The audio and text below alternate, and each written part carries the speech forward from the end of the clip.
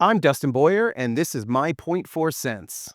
I'm Andrew Southworth. I'm Matt Bacon. And I'm Jesse Kennedy. And today we have an extra special guest with Matt Molnar. Matt is a producer, manager, and a lot of what we're going to talk about today is that he also books two of the coolest clubs in Brooklyn, Market Hotel and Transpicos. He's going to tell you how you get on the radar of people like him. All right, y'all. So we got tagged in a video because people were very suspicious of the claim inside of it, and they were rightly so because the claim that we're about to hear is factually incorrect. So I wanted to discuss this with y'all and set the record straight a bit. So because I think it's important since this is a strategy that many people employ, and unfortunately, I think there was a lot of misinformation spread.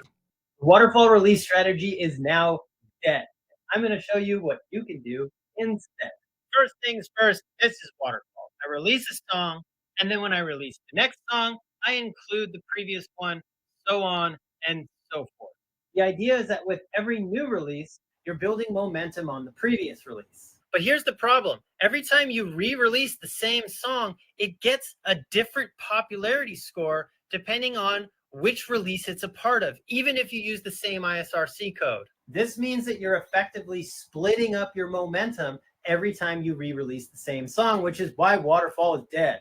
So what do you do instead? Spotify introduced a new feature called countdowns, which includes all of the songs on your upcoming album. And as you release them, they become available to listen to. And there's also a pre-save button for the whole album. But there is a catch. You need at least 5,000 active listeners in the last 28 days. And there's a couple of other little things here that are important. So what's the move? Instead of using Waterfall, just release one or two of your songs at a time. Make sure they're always unique. And then set up your countdown page as early as possible if you have access to it. Otherwise, use a playlist and just add all of your songs to the playlist as you release them and promote that. Music marketing doesn't have to suck. It's very ironic, the end of that. Is there like a rule that people who say dumb stuff about music marketing have annoying voices? Well, according to this channel, yes. I don't know if that's going to make the final episode. I mean, goes it's right into it. very ironic when present company. Somebody actually told me my content only does well because I have a cartoon character's voice. And that's what they told me. And like, there's some truth to that. An interesting, unique voice sort of stands out. I think it's one reason why your content does well. It's not the only reason why your content One does well. reason. Hard agree. One of a few months ago, someone mentioned the multiple popularity index things to me. And at first I was like, that's stupid. That's not true. And then I looked it up and I was like, oh, it actually is true. Like when you release different versions of a song, even if they have the same ISRC, they do in fact have different popularity index in Spotify. For anyone who doesn't know, we've said this in a few episodes. The popularity index is a metric used in Spotify to gauge the popularity of a song. A lot of music marketing nerds like us talk about it when it comes to like how big a song is or algorithmic playlist, et cetera, et cetera. I'm sure we can link to some other content in the little, whatever the hell YouTube calls that thing up here if you're on YouTube. But the thing is, even though that popularity index does get kind of like, it's different for every version of a release. It doesn't, in my experience, and you guys will, I'm sure, certainly say as well, I've never seen it harm a song when a waterfall version of release comes in. In fact, the majority of the time, it actually, I see if you waterfall stuff together, it actually helps the performance because you're getting a resurge in streams. And my take on this is that, one, it's a very good observation that the popularity indexes are different because a lot of people didn't even know this. I don't think it's that the popularity index of the actual song is actually what matters. The popularity index of a song is just a reflection of what the streams are, right? We just did that big study where we found a certain amount of streams turns into a certain popularity index, but it's not that the number is inherently what matters. It's what the number represents that what matters. So meaning it's actually the streams that get your song algorithmically pushed. The popularity index is just a number that you can use to kind of generalize how popular that song is, but it doesn't matter if it's like fractured per se. It's not going to harm the song. And that's just experience based. We don't have like a study to back that up. No, we'll get there. Well, Jesse had some information on this that we'll get into too. I have a follow-up question too, just I'm gonna throw out there. I know nobody has the answer. But, you know, to some degree, if each of these songs has a new popularity score and every time a new waterfall drops and you send them to a new something, then you're working with a new set of streams to pop that popularity score. And I think that's his point that he's trying to make. And even anecdotally, we all kind of disagree. He makes a valid point of like, wouldn't that be the case? Granted, I find it troublesome that anybody, including us, gets online and makes such a like firm statement about an algorithm that we can't confidently back up. I think any of us, when we talk about Spotify or TikTok's algorithm, we preface it with this idea of like guesswork, right? We're trying to uncover the truth of these systems. And I think that there's so many marketing gurus, there's a lot of music marketing gurus, and we've all been sort of questioned like, all of you say something different. Who do I believe? And that's a byproduct of trying to get attention. You know, the death. I made a joke last week about the hook of like the death of yada yada. And it's so overused, but it's because it works. It's like, oh, something dramatic has changed. And this guy's at the forefront of it. But this, I don't think he's done his homework. I don't think he can confidently say it. I think he's just making an assumption. And honestly, it's a good question of like, hey, is this not the case? That's my question. But to tell people artists confidently to switch their strategy up is kind of dangerous and makes us all look bad. Yeah, and that's where I will pile on to why they find his behavior very reprehensible, because Ooh, I, reprehensible. along with a lot of other people, went in like, dude, you got this wrong for one. Like, I didn't even feel the need to put evidence in because there were so many other people who showed evidence he was wrong. Really? Then yeah, then so secondly, he then tells me that he's not going to take it down when I'm like, "Hey, this is people's dreams. They're making decisions on their dreams with bad information that's not correct. You should really take this down." And he's like, "I'm not," and I should say I saved all of these photos, happy to put them up there, but like and then he's like, "I'm not going to take it down because you told me to, and I won't bow down to the mob," type stuff. And so here's the thing: but then he's like, "But you know, I respect you, so I'm not going to block and hide this." Then when people started commenting on my thing, "Oh wow, like this is fucked up that he's doing this," he blocked and deleted me, of course, and deleted my comments and deleted other ones that pointed out that he's wrong. But what you make a really good point here with Dustin is sometimes it's actually very easy to learn if what you're saying is right, and sometimes it's not. We have to guess because TikTok won't tell us certain things about the algorithm. But I was like, I wonder who I could get to tell us the truth about this. I spent 5 minutes doing it, and sure enough, I got answers. I wrote Luke Mansell of Music Stacks, who is probably the person who sees more Spotify data than anyone alive since he runs a Spotify data aggregator. He says, "We've been tracking this for 5 years. I see no reason that this is true." Then I go, there's this guy who was the data alchemist at Spotify who wrote a whole book on it. I have it right here. It's very, very good. Glenn McDonald. I'm going to read you his quote exactly because it is something to behold. "No, that TikTok is dumb. Spotify," I know. I love Glenn, Even man. my level of asshole couldn't dream of getting a quote that starts off like that. Spotify combines play counts for release appearances of the same song. You can easily see this for yourself looking at any artist who you like who puts out singles, and concluded with, "Waterfall is a solid default strategy." The guy literally helped build He the wrote it. algorithm. He Yeah. wrote like that. The algorithm is his baby. And it still very much runs on his fumes, I imagine, more so, or his core principles.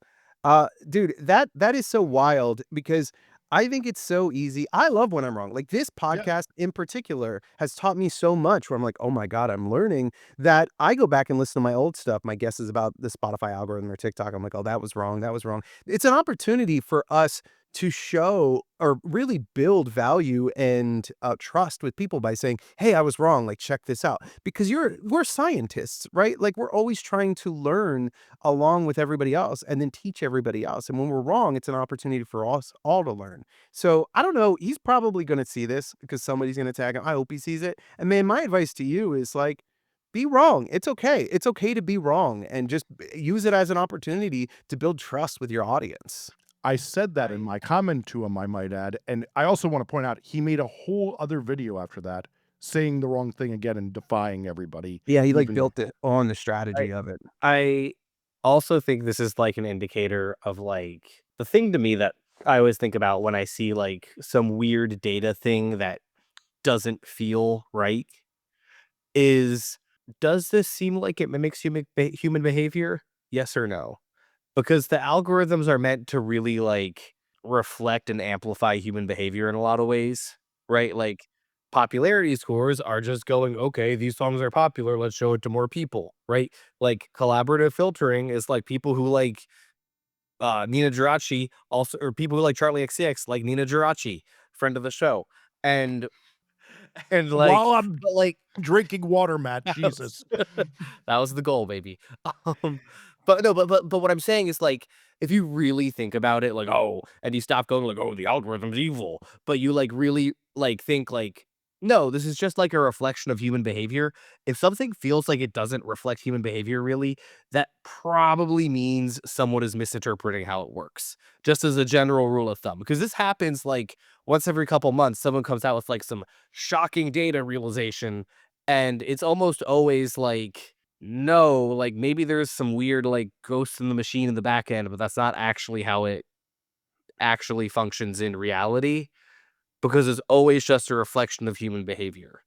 And so if something seems too outlandish to be true, very frequently it is. And because you're going to see similar content like this calling out similar things, and just remember that is, I guess, all I'm trying to say. And just community building is still like the core thing that gets you anywhere, and consistent waterfall releases kind of directly tie into that. Not to mention that when you send people to these Waterfall album releases, you can auto play them. So they're great for that too. I love that ability. So I will say, like, I'm open to the possibility that there might be a difference in performance of songs that are waterfalled. Like in our experience, it only helps, right? But we don't actually have numbers on it. And so my plan is that when we air this episode, to send it to Mark Schmida, who we did that Spotify algorithm study, and see if we have any data or if you have any theories on how you could actually like get concrete numbers for this thing. I mean, obviously it's great to have someone who's like the data alchemist at Spotify and Music Stacks founder that has a ton of this data, but it would be great to have like 100% answers. But the reality of almost everything in marketing is that you almost never have 100% answers, and like you can't just do a study on everything, right? And so, Zach, when you watch this, because I know you will, because I'm probably going to send it to you. Him and I, we literally emailed him today. We're talking next week about this stuff. And honestly, like we've talked a few times. Zach seems like a good dude. I like some of his content. I know you guys might have different, and I don't know how much you've interacted with him, but like, I love Zach. he has some solid advice that I've sent to people because it's good advice. And what I want to say is I don't want this to feel like we're just like dumping on you, because it's really just about like the particular take that you have. And when I chatted with him via email, he actually mentioned like it seems more like he's coming at this from a place of like questioning, and it's just the framing of the it's TikTok, it's short form content. I have a feeling if he made a 20-minute YouTube video on this, our opinion would be different, because he would have time to actually expand on it than a 1-minute TikTok. I might be wrong, but that's my opinion. But my thing is, you Oh, take go ahead. you take it down when it's that false and it causes that much attention. We got so many questions about this, and like it's a bad characterization. Doubling down, saying you're going to keep it up for your own personal instinct because you get more attention for your course or whatever the reason is, I think is very reprehensible behavior and bad behavior. I know, Andrew, you're a much nicer person than I am, but I don't feel that way. I feel this. The How other would he know thing, it's wrong though? Like, 'cause from his perspective, People showed him. kinda just- People showed him in the comments that this is a bad reading of it. That's. What I I'm guess I saying. haven't seen the replies. Yeah. I did a other- video reply. Well, unfortunately, you also deleted a bunch of them. the other thing I'd say is like, I feel like all of us do a reasonably good job of putting qualifiers in our content. Like very rarely do I speak in absolutes in what I'm posting. And I think the rest of y'all are pretty much like me in that way. Like you realize, and I would just generally say if someone isn't speaking in absolute, or if someone is speaking in absolutes, that would make me trust them less. That would make them a Sith. Sorry. Fucking nerd. Oh, that was a good one. That was a good one. I actually think, and it's so funny because we've all been on the internet, doing our thing for a couple years now, and I do like Magic Nothing. He did preemptively block me. I don't know if it's just because he blocked Jesse, and then he was like, "Also this guy," so I no longer see your You said content. he was blocked before I was Oh, blocked. that's right. I don't know why he blocked. I saw it when you shared it with me. I didn't comment, I didn't say anything, and then I was blocked, and I was like, "All right, I guess he thought I would come after him." I like his content, but there's so many new, even, like, in the last couple of months, there's all of these new marketing people, and look, like, I won't, like, some of them are artists, some of them work in the music industry. I won't obviously shit on anybody who wants to get out there and help artists. But I think that for artists, it's becoming such a landmine, like where you just or minefield. You can't figure out who knows what. And it's hard to explore people's pedigree when you're just encountering content and somebody sounds really confident. And maybe this is why he is doing this, is that if he feels like he backs up, he actually loses trust. Like, which it's the opposite. But Yes. because there's another guy, and I forget his name, but he's got this, like, green background. God, I gotta look up his name later, but he's been posting for the last 3 months very aggressively and very Oh, Troy successfully. Titley. Yeah, his stuff is great, and Mhm. I get to a point too where I'm like, him and Ruff and all these guys are so Mhm. good, but you can't tell those guys from, like, guys who just get on and they're trying to sell a course and they'll say whatever. What do you guys see with waterfalls, countdowns, things like that? Are you guys seeing anything interesting new? Like, countdowns are pretty new. Like, Countdowns are fire. So yeah. like that's like one thing that I said in my video reply to Zach about this video that we just watched is there is a super great strategy with countdowns. Like you can set up a countdown where you have this pre-release on your page. You're dropping singles throughout. You don't have to deal with like the waterfalling and the duplicate releases thing that some people don't like. There's cons to it, like in comparison to the waterfall, and you can actually do both a waterfall with a countdown too. Andrew, I'd be Yeah. curious what you see the countdown, the con is. The biggest con is you have to have all your music ready ahead of Mhm. time, right? You can't just go and set up a countdown page Oh, really? for That like makes with sense. the waterfall, you can like make a song and release a song, and then make a second song, and then release a two-song waterfall. The countdown, if you're like, I'm building up to, let's say, a five-song EP, when you distribute the countdown, you have to have the five-song EP done. You could probably technically do something where you put like dummy tracks and then Yeah. swap it out later, but then the pre-saves probably get erased too, because now the tracks are different and the ISRCs are different. Um, so like you have to have it ready. And for people that are good planners, like an artist I work with, we've had a countdown live on their Spotify for months. And we're just every single we You can do, we're have them that driving. long? You can really, like, drag Yeah. them Yeah. out? Yeah. And they have an album come out in September. And we have like we're not really even necessarily like promoting people to pre-save it. We're just promoting the singles, and then when they see them, they end up pre-saving the whole record. Are you running ads straight to the countdown?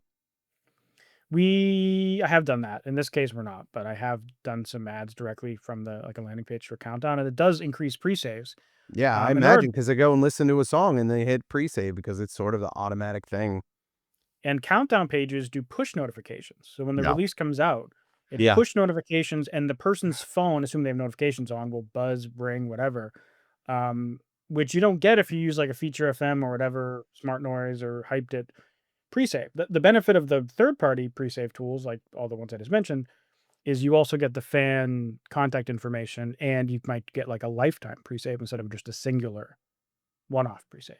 Um, Yeah, so that there is this whole strategy there. we see crazy number. I mean, I know for me, that's how I find out about a lot of releases. It's the only reason I have Spotify notifications on is that I learn about records I want to hear because I've been listening to the artist. What's cool about I was thinking about this today. What's cool about the countdowns is that they like actually make pre-saves viable and tangible for the first time. Because I feel like for a really long time, people would talk about pre-saves, and regardless of their effectiveness, fans didn't know what pre-saves were or what they did. And Yeah. I feel like now it's suddenly become like clear and gives people like an actual thing to look at instead of just sort of this song will come in 2 weeks. Hopefully you remember, which like I'd never really liked. Yeah, so there's, like, nuggets of real advice in the content that he shared. I like this idea of countdowns.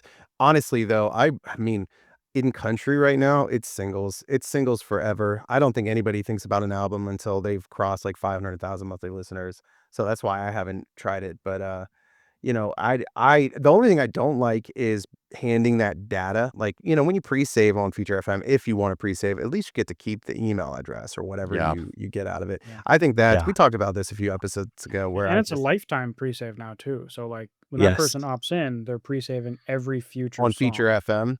Yeah, or Hyped It or Smart Noise. Mm. They all have their own version of that now. Yeah, but arguably, does it really I mean, we talked about the data and how it affects the popularity score. Does it really even matter if people aren't getting alerted and aren't hearing the song once it drops? What's a pre-save really worth if algorithmically its impact only matters if people actually listen when the song drops, you Well, know? you make an interesting point because one of the things I find is a flaw of the countdowns is you can't, before the album's out, hit create playlists. So there's a lot of people, I've read varying degrees of data that like people don't look in their libraries and they just look at the playlists they've created. So that right there is a bad mechanism. You lose the pre-save data of getting the email address or the forever save. But additionally, like that's one of the things is like I'm really personally into that thing like where you create if you're sharing in general, like it's one thing I'll do pre-saves before it's out to get the email addresses more so than anything. But after the song is out, I'm making one playlist one time and I'm changing it to the latest song title over and over again. And I'm saying hit plus on this playlist to Yeah. get notified whenever we release new music so that way every time they're updating songs, if they ever go back to that playlist, all the new songs have been added to it. So this right here is a playlist of the latest release from the group, The Help. It says LL Revisited out now. Tap the plus to be the first to hear the new Help songs as soon as they're released. So when that was just LL in my library, it just said The Help LL, and then it switches over to that, and it added the songs they added to this. But they can just add to this playlist forever of their songs, and it's in somebody's library since they've subscribed to it with the plus button. So then if I'm in my library and I click this, I'm going to get whatever their newest songs are at the top. But they're not So just actually getting like a push notification. That's no Just push to be notification on clear. that. I Okay. wanted. I I wanted. mean, that'd be the If dream. if I implied that, I didn't want to imply it. That's more like when I'm looking for what to listen to, and I'm like, oh, it's time to listen to the Help the LL, one of my favorite records last year. I had no idea they added 4 songs to it. Great, let's listen to those 4 new songs. I had not heard from them that they did that because, frankly, I love the Help, but they're terrible at social media. This might be a topic for another episode, but like typically when I like promote music, I will send people directly to an individual release rather than a playlist.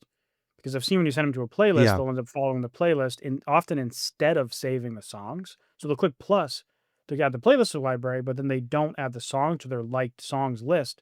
And that actually can lead to sometimes worse results.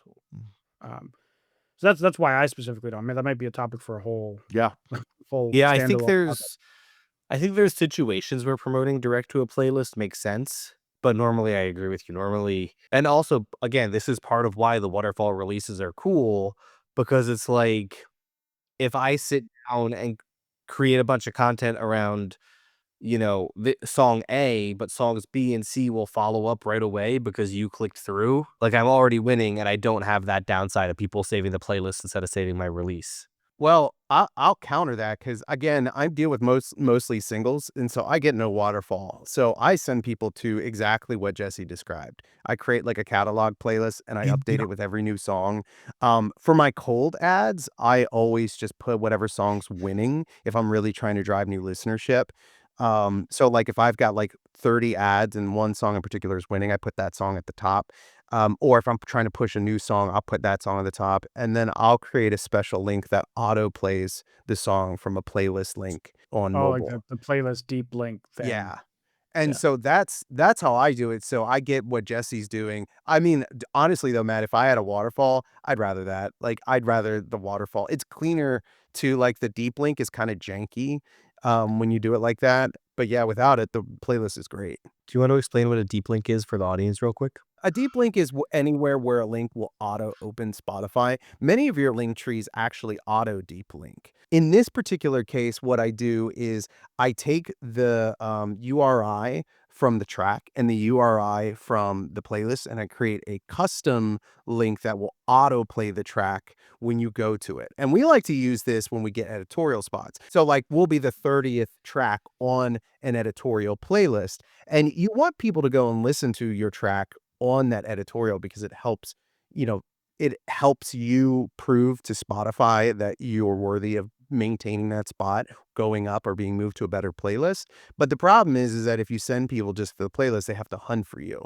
So if you create this specialty link, and maybe I've got a link that I've built a custom HTML to do it. I'll If you share go that. to Google and you type in Spotify deep link generator, the #1 result is on my website. See, Hell yeah. See, you know what, Andrew? Because at my old company, I had the #1 spot, and when I left, I they took it down, and so Yeah. that's a gift to you, my friend. So thanks, Dustin. Yeah, there you go. Thank you. Funny enough, today when I was Googling waterfalls to make sure I had every bit of vocabulary down, whole lot of Andrew Southworth videos on Google. So Hey. Now, you Sweet. probably already had the #1 spot. I had it for a while because it was like our biggest thing. But all I say, go to Andrew's site because he's already got it.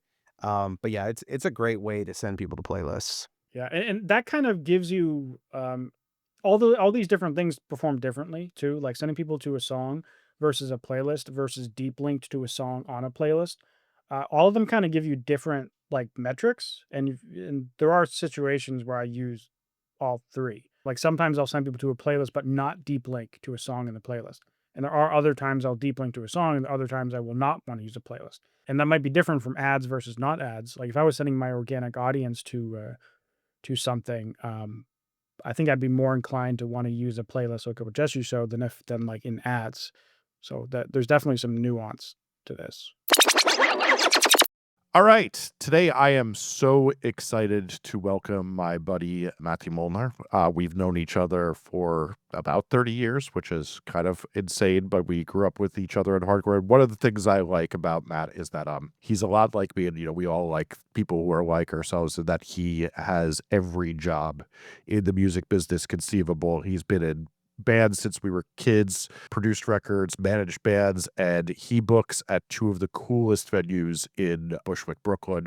So I wanted to come on and get him to share tons of different wisdom about different things, since there's very few people who see the full picture like he does. So Matt, welcome to My Point Four Cents. Oh, thank you. I'm happy to be on here. Thanks for asking me to be on. Yeah, I'm so psyched to have you. And why don't you tell the people a little about what you're doing now, and like give us a quick, let's say 5 minute, where you come from and what you're doing now. Okay, sure. Well, I'll start with what I'm doing now, and then I can throw in where I come from. So currently, I am a concert booker, talent buyer. And I should say for everybody, these venues Matt books at are like two of the most sought after cool venues to play in all of New York. Thank you, Jesse. That's very, very nice of you to say. Yeah, so what I do now is I'm a concert booker, talent buyer for Market Hotel in Bushwick. That's at the legendary Myrtle Broadway stop. That's pretty heavily memed at this point.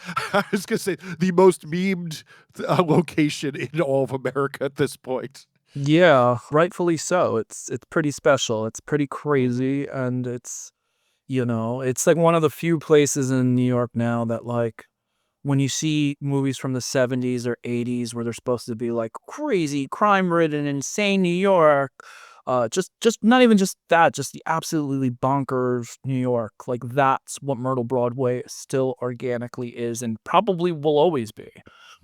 One could hope. Yeah, one could hope. So It's also famous for being the venue where people get blown away when they see someone DJing or playing and there's a Subway in the background. And I don't mean Subway sandwich shop. I mean an actual Subway going by because the window is right next to the Subway. yes, all of our windows, like on the one side, on the south wall of the building, all face the JMZ train. So that's pretty epic. And they kind of stop on the platform behind the band. And when they're performing, or like a DJ if they're performing on stage, so you have the window and all the lights of the train and the station when there's people are getting off. It's like an extra light for the venue. It's pretty epic. But yeah, that's a big room. It's 500 capacity. It's mostly for national touring acts or bands kind of leveling up in the area. It's just a bit smaller than Bowery Ballroom and Music Hall of Williamsburg. So it's, right in that, but we're an independently owned venue. It used to be totally illegal in DIY. People lived there. Going there in like 2009 and 10 when it was that, it was like a life-changing experience. And I was, fairly grown at that point into my 20s. And it was like, oh my God, this is the coolest place I've ever been to for a show. This is the best venue I've ever been to. And I think even though it's not that DIY spot anymore, we're totally above ground, totally legal. I think it still carries that spirit. And then I also work for Trans Pecos, which is smaller. It's more of like a kind of traditional nightclub size. Yeah, and that's on the Ridgewood Bushwick border. And that's, we got programming 5-7 days a week and, late nights and all sorts of stuff. So they're both pretty fun and exciting. And it's, Trans Pecos especially because that's where I can really kind of be a part of the local music community and find the bands that I really like and think are special and, kind of help them have a platform to play in front of audiences they might not normally have access to, and other bookers or promoters might not be willing to take a chance on them yet in front of that. It's one of the things I really appreciate about you is that you also are one of the few people I know who lives in modern small bands. Like every time you send me something, I'm like, yeah, this ain't on my radar. And there's so few people I know at any age are good with that. Yeah, for sure. And you know what? I had points in my life where I wasn't, but then at some point you just kind of, for me, I just felt like it's more exciting and more inspiring to be around modern music and like, all old music is the best, quote unquote, because it's like, it's had 10 or 20 years to rise to the top and is like as good as Elliott Smith was when I was a kid. I was in fucking high school and, he's putting out new records and I was like, oh wow, this is cool music. It was like you can see it even more when like 10 years have passed and those records are still just as good, if not better than when they came out. And I think those records are better than when they came out, Some of my favorite stuff. Yeah, and there's so many artists that are like totally forgotten about. There's way more artists from any era that are more forgotten about. So if we're all talking about a band 10 years later, 20 years later, let alone 30 years later, clearly that artist was onto something at the time, or they were so ahead of their time that they're just so high quality that they just have the same impact or greater impact decades later. So it's like, yeah, and anything people listen to when they're young, like, of course, that's going to be amazing. Like, the worst pop punk band's amazing because you like them at 12. The worst hardcore band's amazing because you like them at 14, So for me, it's very important to, especially now where less money is in the music business than ever, less support for anything professionally, less outlets, less media. I think it's more important than ever to really, if you care about this stuff, on a professional level or a personal level, to understand what's happening and support it, be a part of it.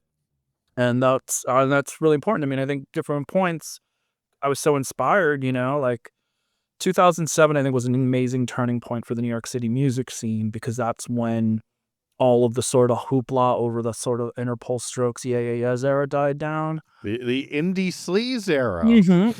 Yeah, and that's the era I moved here on. And that era, it's like kids today don't understand, but like when I moved here then to do a band and we wanted to be a full-time band and we all moved here from Jersey, it was like, there was no like, oh, maybe Matador will sign us. Maybe Rough Trade will sign us. Like, you knew they signed like one band a year. And a lot of indies weren't in that game yet where they would have taken cool rock bands, Like, that's all way later. That's like after Franz Ferdinand is like Domino's the thing and, all that. So and there was so many major labels coming to shows. So it really was like major label or bust, like it wasn't insane that you would get signed to a major. Like that's who was around. And it was just a weird time. And when that all kind of cleared up, you kind of had a really great independent scene. It was like all of a sudden people realized that you could live in Bushwick, Bed-Stuy, Ridgewood, and not come from a trust fund, not have a huge support system, but you could live in New York and do a band and it wasn't insane. And that's kind of when all the 2007s really when all the DIY venues started popping off more. And my boss, Todd P., who's behind marketing Pecos, like, he was really operating or cooperating a bunch of spaces and or at least doing some really strong shows. So yeah, I think it's a very funny thing is like if you listen to any band talking about that era, that it became a big deal, whether it's like a dirty projectors Mhm. on like to whoever, you're going to hear them mentioning doing Todd P shows. And right now you're booking those bands that in 10 years, everybody will be saying like, oh, well, they were playing at Trans Pecos and Market Hotel. Hopefully, and if not, at least, I'd bet a toe on it personally. Maybe even two. yeah, well, that's awesome. Yeah, I mean, that's something I definitely aim for in terms of just trying to help nurture a scene in a community. And I think around 2007, that's when I think got really exciting and really special. And I remember being like, yo, even if these aren't like my all time favorite fucking bands, like no one's gonna replace Hank Williams and no one's gonna replace fucking, I don't know who my other all-time favorites are at that era, but like these bands were releasing demos and releasing 7 inches and playing like The Orphanage and playing Dead Herring and playing Silent Bar and playing Death by Audio. Like the worst band that I would see regularly was better than the best bands that I saw in New York as like a teenager, like young person in the like Strokes Interpol era. But one of the things I wanted to get Yes. your brain on is exactly that. Is that one of the things that we talk about a lot on the group chat of My Point Four Cents is like the idea of like so many people we deal with in music that we don't really vibe with are the type of people who've never really been in the trenches of a Yeah. tour van trying to make a band go, and then also been on this side of it where you're doing it, whereas you were in the shitty, and I don't mean musically shitty, but like the lowest level of getting compensated for your music type of punk bands like that, like Dead Nation, your old band is like a crusty punk band where you're like, if you got $100 for a show, it's a fucking miracle. Then on to like the buzziest of pitchfork bands, and now you manage bands that are very buzzy. When you're trying to get from 0 to 20 fans being able to come out to your show and you want to be that opener at Trans Pecos, how do they get on your radar? Yeah, I mean, I think bands get on my radar by a couple ways. I mean, I think it's always a mix. I think for one, when I have time, I mean, I go out to a lot of shows. So if anyone's good live and I get to see it, I'm like, I fuck with this. I think bands that are part of the community is really key. And here, I like to call this now the extended shoegaze universe because there's a modern shoegaze thing, and it's not necessarily specifically an exact sound. I think it's the way you use like grunge, which was an actual genre from like 1986 to 1991 or so. There was an actual genre with an actual sound or subgenre or microgenre, or the fuck you want to call it.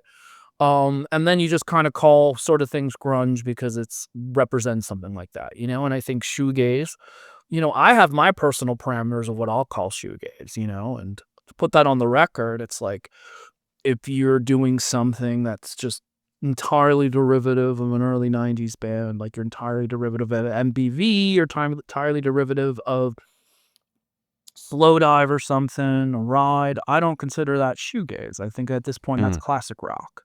Damn, bars. Yeah, and I think to me what shoegaze is now is, look, it's been friggin' 15, 20 years of like massive technological development in effects pedals. For a $300 pedal, you're getting stuff that it would take in like $2,000, $4,000 in like 1991 money of like rack units and like some like $1,000 an hour studio, and you have these ways to manipulate and mess with sound at your fingertips and at your foot, and I think what really started making this era really unique and special is artists coming to older rock music again, like older forms, and actually adding something new to it. And I think that's what separates like the more exciting, indie rock related subgenres to me, because no one wants to just hear an exact recreation of something that happened before. It's like, if you're so spot on, you'll get those bands fans. Like, what's that one that's silly, that like Led Zeppelin clone band of like young kids? They're kind of cute. Oh, Greta Van Fleet. Yes. Right? Like, you can get a bunch of Zeppelin fans because Zeppelin has 100 million fans at any given time across the universe, So you can kind of get 1 million fans out of theirs by just being derivative of them, or feeling derivative of the 70s enough that people who want to be nostalgic, or young kids who liked old music and don't have any new bands to rally behind. But I think anyone who's into something that's a little left of center and a little more underground, you want something that feels underground. And I think a band like They're Gutting a Body of Water, Feeble Little Horse, to me, that's what shoegaze is Yeah. right now. You got me into Feeble Little Horse, Oh, actually. That's awesome. right. Hell yeah.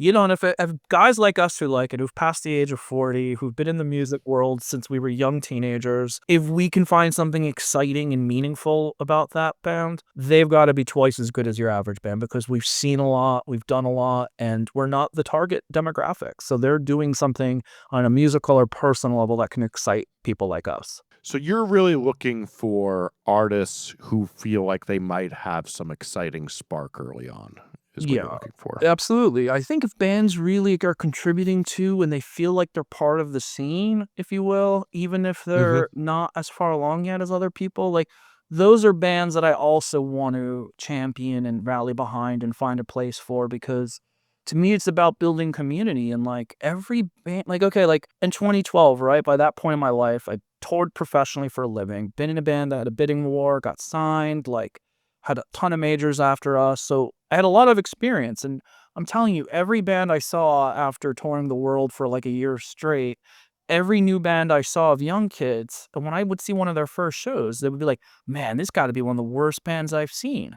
Fast forward literally 2 months, 3 shows later, and I'd be like, oh, this is my new favorite band. I can't tell you how many times, I can't even count between my two hands how many times I've seen that, where I'd be like, this is the worst band I've seen because it's one of their first shows. They're very young as people, young as a band. And then literally just in a matter of 2 months, just is already onto something. It was just they just needed to kind of work it out in public a little bit, or they just needed to like get their feet wet and then they became really good to awesome. And so I can't write really anybody off. So if there's bands that really feel like they're a part of the scene as people and as a sound, even if it's not the best, it's like, well, I want to like get behind that because it's like this is kind of about this is more to me about building a community than building a world of sonic clones, Yeah. I mean, it's funny, one of the places you and I used to go is a place I worked called The Pipeline, Oh where I both yeah. booked and did sound. And my boss, Anthony Trance, who was a phenomenal promoter, who passed away, unfortunately. I remember Anthony would tell me I would have to book this band, the Rodneys, because they hung around the club and they were a part of the scene and that they were very ambitious. And I'd be like, but they suck. He's like, you're right. They suck, but they're that. Now, for the listener who does not know this about the Rodneys became My Chemical Romance. Oh, exactly. So there you go. Reinforcing your point there. Oh, absolutely. Absolutely. And that's exactly it, To be flat out, though, somebody who hangs out at a lot of the shows that you see regularly, you're much more likely to book. Oh, 1,000,000%. Because that person's part of what we're all doing, There's bands that are really good and people fuck with them and like you just never see them out at shows or never going to shows. They're like, oh, I work all the time, and it's like, well, I think it's a give and take, and unless you're in like one of the biggest national acts and in any given subgenre, I mean, you need to be out there participating in this because this is until you just reach so many people, the only thing you're gonna have going for you is the people you're friends with, the bands you're friends with, and the community you're a part of. And if you can't give to that, if you can't pay into that, it's like Social Security. If you're not paying into it, you're not gonna get it. I think bands might see other examples and think, oh, that band doesn't do it. It's like, well, at one point they did, And it's like, I don't even live in Philly, but like I wouldn't need the members of They're Gutting a Body of Water. I'd have to see them at all the shows. It's like, it's like those guys have been doing bands for ages, The drummer was in grindcore bands that would play the Meat Locker in high school. And it's just like they all came from things. And once a band's touring, fairly nonstop, it's like it's just gonna be by nature that they can't go to things the way they did because they're not around, And then if they are, when you're touring full time, you're touring 8 months out of the year. Sometimes the last thing you want to do is go see new bands, or see bands in general. I am always shocked when you see the boy who just got back from tour, they're out at the show or something, you're like, "Damn, dude, you really living this shit, huh?" Well, I mean, Yeah. when my old band friends, I mean, we would do that with 285 Kent. I mean, it was Oh, yeah. there were some nights where you'd literally be home for tour for like a day in New York. You'd have like a day off or two in New York and then be right back out. And like I would literally spend the only night I had in New York just at 285. And we should draw the connection that 285 was a Todd P. venue, Yes. which you now work for. Yes, exactly. 285 Kent was absolutely legendary. Just Google it. Yeah. I helped put together the PA there when it first got put in. Oh, amazing. Yeah, then there was a few Yeah. PAs there, and I think we have one of them still. We have a few of the PAs like in storage. Yeah, and I think too, I think other things I look for is I think people who are, doing something a little bit different, because ultimately I think if you're doing something that's not just good, but a little bit different than what everyone else is doing, because it's good, you're gonna be able to fit with more artists. And because it's different, it's gonna feel more special on our programming, when we have a cool event. So, that to me is really, gets bands on my radar. It's just like, oh, this is a bit different. And like, right before I started booking full time, bands like Lip Critic and Yahweh Nailgun were like on the come up, and those were Oh, bands man, that I love that Yahweh Dilgun record. absolutely, and like those are bands that if you saw them live, you'd be like, "Oh, this is very different and exciting." And it's like, maybe on record they're not even as impactful as they are live, but it was just both of those artists are artists that are like doing something very different. Or like, I mean, they're a friend of mine, but Anastasia Coop, Mhm. and she got signed to Jaguar like right off the bat pretty much. And she's just doing something musically, sonically, in every sense that like is just so off the beaten path of what people are doing right now. And I mean, I don't there doesn't need to be like 20 clones of her or something, but something something that doesn't make sense, but yet kind of makes sense, like that's Mhm. pretty exciting, like I don't know, maybe it doesn't make sense with everyone else, but it makes sense to itself. And Mhm. that's yeah. So, let's say you get booked by you. Yes. One of the things I noticed from doing consulting is, like, I get calls from bands like, "We have to talk right now." Mhm. What do I do now that I've been booked at a show? What is the expectation of you are booked and you're opening for a band? I think if I was at Transpeakers, you invited me down a few weekends ago. A band came in from Canada that were really cool. You had some local openers. Mhm. If you're one of the local openers, what's the expectation of what you should be doing here? Yeah, I think the expectation should be you should be getting the flyer out there, you should be getting word out there to the audience you do have. I mean, I think you've got to promote on social media. Everyone kind of hates on social media, and it's just beyond the fact that it's like the best and biggest platform that you have. Like I don't get paid by Instagram or any social media or Meta to ever say, "Oh, this stuff's great or it works." It's like, I mean, it just does. Until it doesn't, it does. And I saw like the most boomerish freaking like meme the other day. Like it was a thing of Kurt Cobain. And it's like, who's gonna tell this guy to make like imagine trying to tell Kurt Cobain Oh, yeah, to make no. content. I It's like, yeah, I he know, did called fucking music videos. It was called yeah. appearing on Headbangers Ball and, like, wearing a dress. It was called every time he had to appear on MTV, every time he had to do an interview. Like, that's what making content was, and he had to do it 24/7, you know? Radiohead made a whole movie about how much they hated doing the same interview over and over and over, traveling to it and going to it all day long, having to do radio all day before every show. And before that, it was fucking mailing list labels. My father, when he managed this band, when it was just like that was the big thing. Mailing list labels, putting Yep. them on things analog before Mhm. computer printers, like fucking horrible. Oh, absolutely, and you had fan clubs, you had to answer fan mail, and it's like when my band Friends started doing really well it was like kind of peak Facebook era. And Oh, then people would figure out, like, your name and find your profile, and my friends in other bands who kinda hit up, the national level or international level before we did, they would tell me, like, "Oh, you're gonna" like, people will, like, DM you and be like, "Is this really you?" And that started happening, and then I realized, I'm like, it's easier to have a conversation while I'm bored in my hotel or I'm hungover in the morning and I'm trying to have any excuse to not leave my hotel on time, like, Or I have like cell phone service and I'm on my BlackBerry at the time, Oh, like yeah, yeah, yeah. uh, I held on to the BlackBerry for a long time. yeah, I loved it. I didn't want to switch because I did so many emails off of it and I didn't Yeah. want to. I love the typewriter board. But anyway, to me it was just like, wow, this is so much easier than if I had to like sit in an office for 6 hours and answer a bunch of fan mail and write it by hand. Here it's like I can do this like in a van, and some of these people are going to be my actual peers. Some are just people that Mhm. really want to be a fan and feel like a fan to themselves, and other people are going to be people that like, they might actually be your peers. They're just coming at you through Facebook because they want a way to like introduce themselves. But in general, I'm like, man, this is just like digital fan mail. This is easier. Mhm. But yeah, to speak to like that, it's like everyone's always like, oh, did this person have to do that? I'm like, yeah, exactly right. Like Radiohead, you'd have to like sit there and do tons and tons of radio. Now there's more artists than there are radio stations, or there are more people listening to radio. So it's like, yeah, there always is something new, and it's like, uh, you know, I think finding ways to, yeah, get the word out. And I think if you're a small band and you feel like, okay, well, we only have 650 followers and we only get like 30 likes when we post something. One, figure out new ways to post and make it a little more engaged and exciting. Don't just put up the flyer and say we're playing on Tuesday. Like no one wants to see that. No one cares. Yep.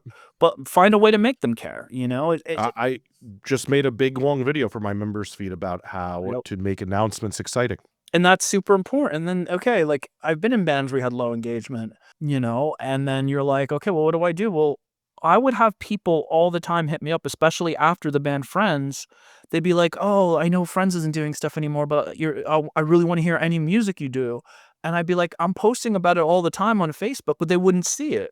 So I realized later on, I'm like, all right, well, anyone who I think's interested, any of my local friends, like I would just start texting people the flyer and give them a little personalized Mhm. message just saying, hey, we're playing Tuesday. I don't know if I have guest list spots, but come out or whatever. Or like, hey, come out to this. And if your friends are broke, be like, hey, I'll buy you a beer or something, depending on how much you want that person there, or how much it means to you to bring a lot of people to a show. And if your band's half good, people will want to support it. There will be no confusion about that. People will want to like give you support or to like rally behind you, even if just for a few weeks or a few months. And then people see you get bigger, even if they don't really love what you're doing, but because you're their friend, they'll rally behind you twice as much. It's not that they're fair weather, but it's just like it's a way to be proud of somebody. It's like, when you hate sports and your friends are in the friggin' football team and their star football team, you'll go to some football games, Yeah, yeah, that's real. so it's kind of like that. And music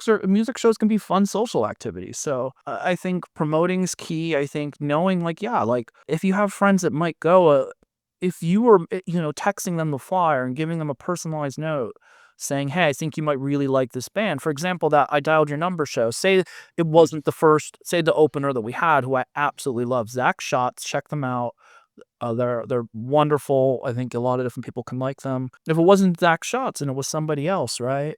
There's, the headliner from Canada. You can literally, if you really think like, wow, this band's really unique and special, you show your friend that band and you text them the Spotify or Bandcamp or YouTube link to a video or a song, and you're like, oh my God, we're playing with this band. Or like, for example, I think one of their songs kind of blew up a little bit on YouTube, I Dialed Your Number. So you send your friends this video and be like, oh, look how well this band's doing. We get to open for them.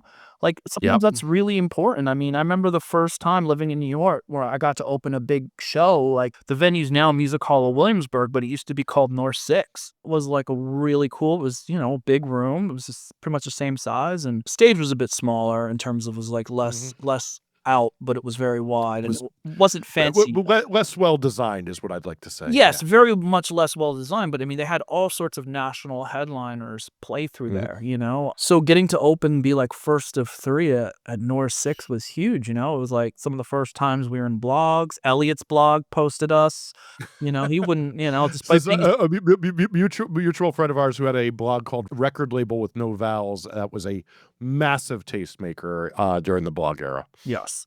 So he had other ones before that, and yeah, he was an earlier bandmate of mine and a roommate of mine. Nothing I did was good enough to cross his radar and garner his attention. But we played North Six, and there was great photos of me and my favorite Telecaster.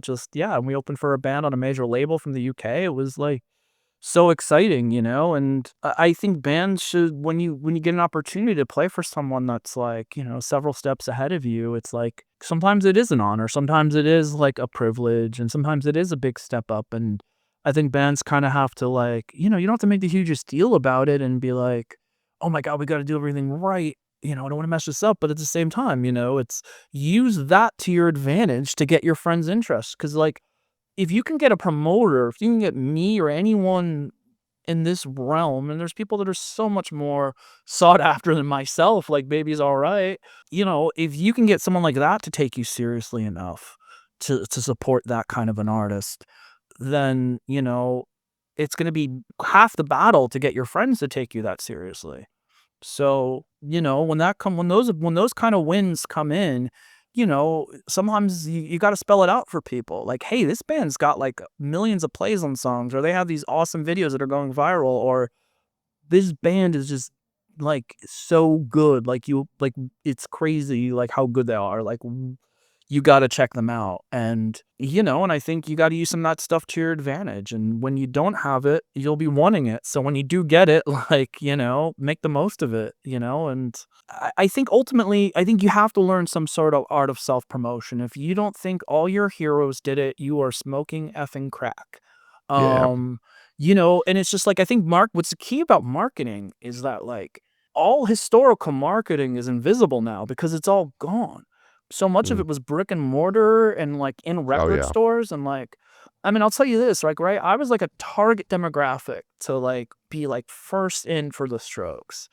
Mhm. And not only was I like, oh my God, these guys are kind of, cheesy. It was like when you went into that record store, you went to Vintage Vinyl in New Jersey, huge record store, sadly closed in the last year, but it was enormous. One of the biggest record stores I've ever seen, like amoeba-sized. Yes. It was like a Mariah Carey record coming out Mhm. in terms of the amount of, posters and just displays and everything around that record store. It was like, Nevermind didn't even have this. I mean, I was a little kid, but like I Mm. totally lived in record stores as a 9, 10, 11-year-old. So like it was very, I don't think Nevermind had that much push at record stores unless they were small ones. And like it was after videos were out and it was already selling like 2 or 3 million copies, which was already a crazy amount. But yeah, so when Is This It dropped, it was just like everywhere. And it was almost too much. Was a very, very overly promoted record that you could see posters of everywhere you looked, for sure. Yes. And it's funny, I like And it sounded like it just was recorded in a basement. So it was like, it was in fact recorded in a and basement it sounds under, like it. in what is now the Club Berlin, right? Oh, is that where his studio was? Somebody told me that recently, I don't know if I it's, know it was true, over but around there somewhere, but yeah, I yeah. mean, even if it wasn't, it was still in that Yeah, hood. And somewhere right over there, by Mhm. the Club Berlin. Yeah. One of the things I think that also makes you special Mhm. is you've produced many up-and-coming artists, like, and produced the stuff that arguably got them their buzzy break, let's call it. Okay. You also manage artists. When you're coaching an artist through developing their sound, tell me what it's looked like that, like, what's too far for you to go? What's too soft? Like, what type of love do you think artists need to find their way a lot of the time when you're working with them? Well, I think, look, I mean, for me, a lot of it's, it's about making a record. And if you're making a first record in this era, a lot of artists don't have any real studio experience because people now are bypassing studios and just home recording and all that. So a lot of it is just like, okay, you sound really cool live, but now the whole point of a record is that it's gonna live forever. So you've got to make it so that it's something that you can keep listening to. So you kind of have to help them iron out every natural mistake that every band kind of has on their come up. Sometimes it's tempos, sometimes it's, just arrangement stuff, and, songs being too busy. A lot of times bands, I think artists are really blind to their own hooks. They're either agoraphobic about hooks or something. They're like hookophobic because they're like, oh, this seems cheesy. And it's like, my brother, this is the best thing you've ever done probably in your whole entire life. I can't believe you hit me with hookaphobic when I was taking a sip of water. Oh, I'm dog. sorry, That I'm was fucked up. sorry. That was fucked up what you did to me. No, but you've seen it, man. You No, hookaphobic is like an amazing term. Like you Yeah. should get yourself some credit on Urban Dictionary for that one. Thank you so much for joining us. And Thank you. yeah, if you're enjoying this interview, there's 30 more minutes of it coming your way. So you should subscribe to our YouTube channel and turn on notifications. You only saw half this interview. In the second part, we discuss how Matt develops artists that he both produces and manages, along with more tips on how to get noticed by the best bookers in your town. So people have been talking about trigger cities for quite a while, and I've gotten this question many times, and we discovered that all of us, minus Jesse, because he doesn't do as many ads, have different targeting strategies for what countries and cities that we target our ads to. And Matt and I were talking about, hey, I target this list of countries, this list of countries, and Dustin's like, I target trigger cities. And Matt and I were like, what? You're a And dumbass. and so we, I think the concept the concept of trigger cities I originally heard from Chartmetric 2020 or something like that, Yeah. several years Yeah. ago, where they did this analysis where they showed artists that are popping off tend to start off by popping off in these cities around the globe. And it was countries or cities like New York City, LA, London, Sydney, Melbourne, whatever, right? And there's also like Sao Paulo, Brazil, and Mexico City, and someplace in Turkey. I forget the name of the city, but there's all these cities around the world that pop off before the artist like kind of becomes global or elevates. And that's where this concept of maybe you should run your marketing efforts to trigger cities. And that's where the concept of people running their ads to trigger cities began. So that's the kickoff between Matt and Dustin. Well, so I Explain mean, yourself. we disagree, and I have no idea what you guys think. I will tell you that the previous agency I was at, I built the entire media department strategy around this, and it worked a lot. And so here's what we would find is that it was really, in my mind, two things were happening. One, I do think that those countries, the algorithm pays attention to them differently. And I did kind of take out, like, Chartmetric had some cities in there that I tested and that I just wasn't really seeing it. And like India, for example. And it was mainly because of the relationship between meta ads and the ability to target those cities in India and the way that culture engages with ads. So even though I think that maybe there's some value to it being a trigger city, reaching them in the appropriate way was kind of impossible. But the other thing that I saw is Mexico, Brazil, many other South American countries, and Southeast Asia were obviously much cheaper to target, therefore produced more streams, therefore triggered the algorithm more aggressively because it raised the pop score. So I think between those two things, what we would see is, let's say I take a brand new artist and I target the tiers of countries, tier one being Australia, United States, and Canada.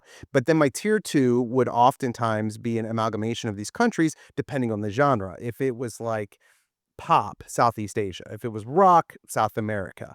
And over time, you would see initially you would see these countries that the artist is like, why is Mexico number one? And I'm like, watch, once we trigger the algorithm, it takes this data, understands how to apply it to you more locally, and then it'll trigger locally. And then that would happen. US would be number one and everybody would be happy. When it didn't happen, when it failed to happen, everybody's kind of upset because it's like my number one country is in Malaysia. And you're like, I don't want that. And I get that. But that was the risk reward. So that has been my experience and success with that strategy. But are you targeting specific cities or are you targeting countries? It sounds like you're targeting countries the way you're talking. I am. It depends. I end up targeting the countries, but you got to think a lot of these countries, though, are the cities. Like, they're majority of the listeners end up being in those cities. I include Brazil and Mexico, for example, in my tier 2 list. And a lot of the times you're running ads, you will see Brazil and Mexico steal the show, where you have like 90% of the conversions happening in Brazil and Mexico. And for multiple artists, like my own music projects, there's the case where most of our ad spend has gone to Brazil and Mexico, but our number one country by a mile is still the United States. And the reason for that is the algorithm doesn't care where you trigger it. If you trigger the algorithm using Brazil or Mhm. Mexico, you will get your push typically in the Locally. US or the UK or Germany Yeah. or something. Very often it's just local. And so that part is 100% true. When you said you did the trigger cities thing, I thought you meant you were just targeting the cities, like you were not targeting the whole No, countries. well, and I experimented with that, but it felt one and the same. Like the Philippines and Malaysia and all these countries, I forget the cities, Sao Paulo. Like Oh if yeah, I so just powerful. target Brazil, 90% of my conversions happen in those cities anyways. So I was just like, it was True. just less painful to have to deal with that. But I assumed that if I targeted those cities, I'd get much of the same result though. But you have not.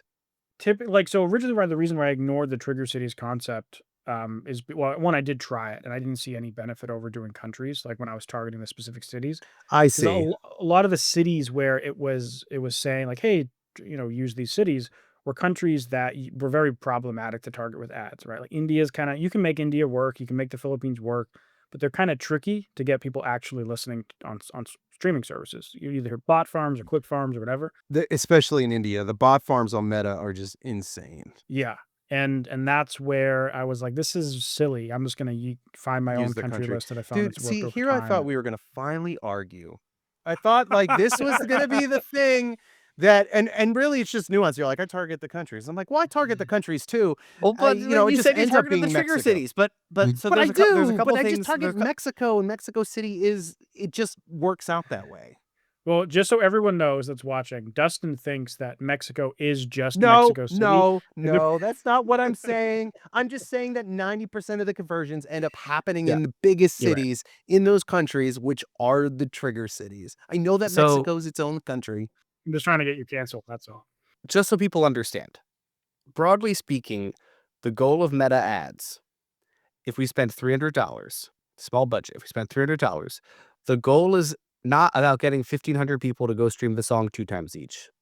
The goal is for Spotify to see 1,500 people go to stream the song 2 times each, which would be a good result. And then Spotify goes, "Oh shit, people really like this. We need to show this to more people." Yeah. Right? Okay, that's the goal. It's not the streams you get from people you convert from the ads. It's how you grow the popularity score, which gets you the algorithmic feed. Blah, blah, blah, blah, blah, blah. Okay. So, a couple things. So, yeah. So, the reason that Andrew and Dustin are talking about targeting some of these poorer countries where you can get cheaper ad spends is to essentially get that number of people converted from the ad up higher. One of the issues with targeting trigger cities, part of why I ignored it initially, is that the cost per conversion in a lot of cities, especially major US cities, is 3 to 5 times higher Yep. than if you target the country. Like, you could target, like, all the cities in, like, a major market US tour route and then run the same ad against the US, and you would have literally the full US ad would be a third of the price.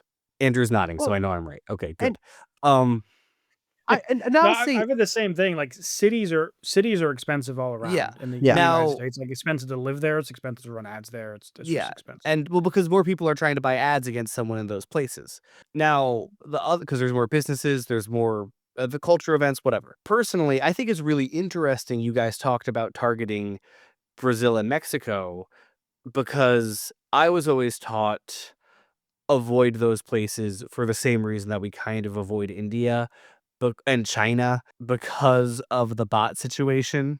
So it's interesting to hear that that's been working out for you because I completely understand the theory. I just was always a little squirrely about it, and now I want to try it because I think you guys really know what you're doing. Totally. I mean, like the Brazil and Mexico, as Dustin said earlier, like when people see like Malaysia as the number one country, they get kind of skeeved out, right? So a lot of artists will forget that like there are in fact real people that live in like the Philippines or India, right? They're like, it must be fake. It's from this country I've never been to that speaks a different language, right? It's harder to think of it as like a real place with real people, but they're real places, they're real people. But one proof of that is you'll actually see these people interacting with you on DMs or YouTube comments or whatever, right? And you'll see deeper metrics that like a Mhm. bot would never do. And Brazil and Mexico, like the most like stereotypical thing you'll ever see about someone running an ad in Brazil is you'll see a comment on their YouTube video saying greetings from and then a Brazil flag. Brazilian people are like so excited to leave like greetings from Brazil. I don't know what it is, but it's a They're thing. proud of their The country. joke, come to Brazil. Everyone's comments. It's all the time. Yeah. And so they're super supportive, and for like I think there's a culture. I've talked to some people in Brazil, and there's a culture of like they kind of import music, and they're really like they actually don't support their local stuff very much. Whereas it's kind of the opposite in like Australia. They're super proud about the stuff that comes from there, and they don't like import as Akadeka. much, kind of thing. Or King Gizzard and the Lizard Wizard, or whatever the hell their name is. Let's But not go there. yeah, yeah. So my point was, but like Brazil and Mexico do work exceptionally well, and they're cheap to advertise to, just like how India and Philippines are. Except they have that high premium rate. Like before, when or I don't know if this is in this episode or not, but I was talking about the percentage of streams from premium versus free. For Brazil, it's 66% premium listeners, and Mexico is 73% premium. So very high percent of people who pay for Spotify in those countries, and it's super cheap to run ads in those countries. Well, That's and really interesting. I do want to tell more of an anecdotal story because when I was first launching a lot of my marketing endeavors back in like 2018, 2019, I was learning alongside a manager friend of mine who works with this pop artist named Johnny Stimson. And he's indie pop. And I remember we were doing all sorts of experimentation. But what we learned is that in Southeast Asia, if you're pop, there is no road to success that doesn't go through Southeast Asia. And so what happened with Johnny is that his ads were so vastly successful that real people were really obsessing over him in Southeast Asia. He signed a South Korean a major label deal. He tours over there, and it's even progressed into China. So a lot of the artists will look at Malaysia or the Philippines and be like, why am I targeting these countries? They're real people who spend real money. And I remember I watched him play, not Exiting. He played here and I watched him. There was like 100 people in the room. It was modest. And the next day he was going to China to play in front of 1,500 people. So Yeah. it's a real audience that should not be ignored, in my opinion. It's a good point. I work with an artist who just crushes in the Philippines, and like he tours over there too. Like he'll play bigger shows in the Philippines than he will in like the States. Yeah. And I've seen other people the same in India, other people it's the same in whatever country, and it's And they got better food over there. some of those shows are crazy too. Like the amount of people they'll have. They love They're see, that's the they thing don't about listen to the laws about how many people can be in a space as much. I don't think. Yeah, they Some don't other care. countries. Regulation and the global South are not one and the same. Yeah, yeah. Uh, But like they'll spend money, they'll come see you, and like those people, like a lot of artists don't, it's like a stereotype with artists. I think it's like they discount some countries just because they're not, they speak a different language, or they just don't know anyone there, so they don't think of it as like real people, Well, in and a what's way. crazy to me is that the US has been cultural tastemakers for the last 100 years, but in my opinion, no longer. And they're still No, no, go, Jesse. Okay, I'm letting Go. you finish. I just made a face. I didn't saw say the face. anything. But here's what I think. I think that they're so inundated with new things that we've all, as US citizens, have become sort of like just jaded in terms of discovering new things. So we constantly lapse into things that we know, which is why reboots are the only things that really work. Remember the one hit wonder? You know why the one hit wonder existed? It's because we were always trying to discover the new thing. But now we want what's comfortable. We want that same artist over and over again. But the South America, many European countries, they're not the same way because they haven't been inundated. They still want new, which is why I think things like K-pop, they've been validated elsewhere. This is why I like the Trigger Cities thing, because it's been validated elsewhere. Then we're like, oh, okay, wait, somebody else likes this. We're gonna dive in. That's my theory on the whole thing.